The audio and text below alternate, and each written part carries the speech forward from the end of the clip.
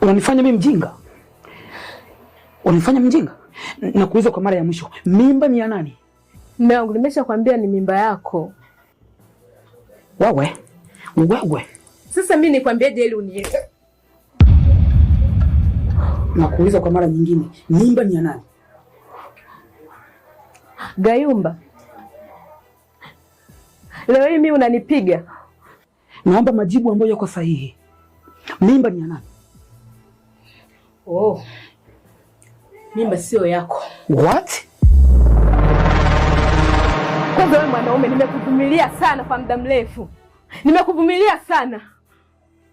Kwanza wewe ni mwanaume suruali. Hauwezi mimi ukanipa ujauzito. Tumekaa miaka mingapi ndani ya ndoa? Hata dalili zozote hazipo. Wewe sio chochote ndani ya ndoa. Sijasikia, unasemaje?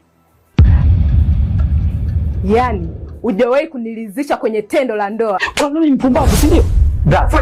Brother. Mwanamke apigwe kwa ngumi, apigwe kipande cha kanga. Relax brother. Ya Ngoswe mwachie Ngoswe. Yaani wewe kuishi kwenye nyumba hii usijifanye sasa ndo umemaliza kila kitu. Alafu naomba mnisikilize kwa makini. Sihitaji upumbavu jirudie tena humu ndani. Washenzi wakubwa nyie. Kisha